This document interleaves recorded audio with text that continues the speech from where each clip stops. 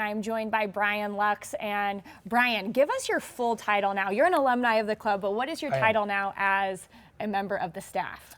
Currently, I'm the Director of Rush Select and International Affairs for Rush Soccer, and the Director of Recreational Programming for Rush Pikes Peak. So see how I couldn't remember that? He does everything, ladies and gentlemen. So excited to sit down with Brian and get a few questions answered about everything he's doing with Select and internationally.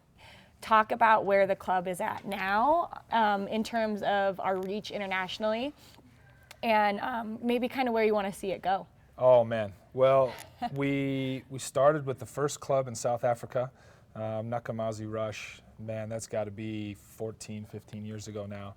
And we currently have 42 partners internationally from as far away as, we have South America, Central America, Canada.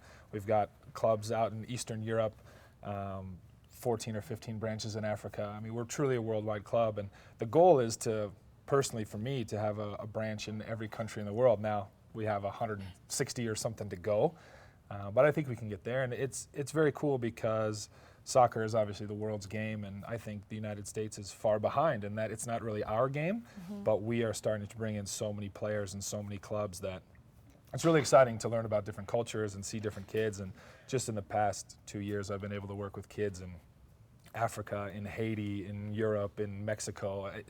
I never thought I would get those chances. So it's amazing the message that we're spreading and how big the family is truly getting. I can go to these countries around the world and say, hey, we want you to be a part of this. And they say, well, the federation won't let us, or we don't have the money, or we don't have a field.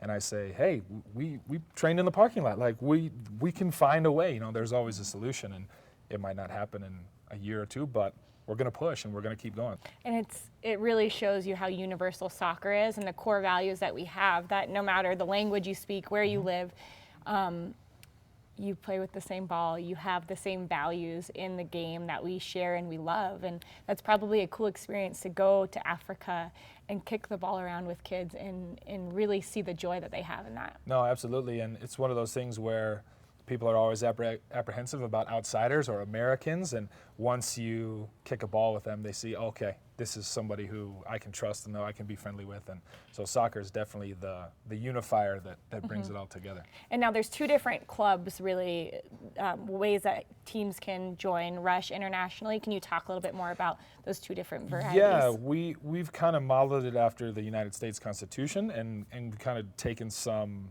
things from the United Nations. So we have two types of clubs. There's a fully vested club, which would be like a Cancun or a Canada Rush, where they're fully vested members, they pay their membership dues, and they do everything that any of the domestic clubs would do.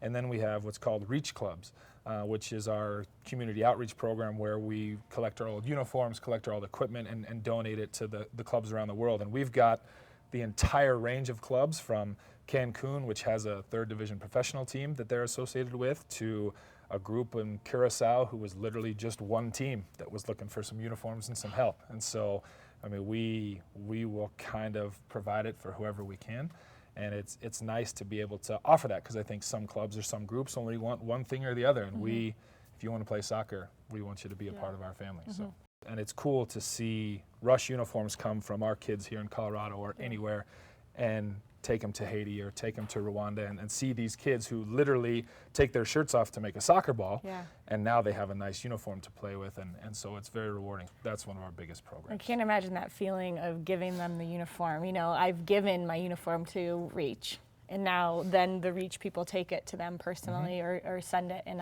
that must be such a cool feeling of giving someone's jersey with their number and their sweat and their passion all in that jersey, and now it's passed along to another child who has that same love for the game. Absolutely, and just the pride that they can show, because they have a nice matching shirt with the kid next to them, and they see that there's people around the world that are doing the same thing. It's the same reason that a kid wears a Lionel Messi jersey, because they have that dream, and this kind of gives those kids a chance to get, a little bit closer to that dream.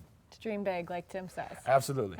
It's been a lot of fun to see it kind of from all angles, and I never imagined that I would be doing something like this, but I'm so grateful and thankful that because I get to do what I love every day. Like, I don't really think I've worked a day in the last 11 or 12 years. So I hope that keeps going.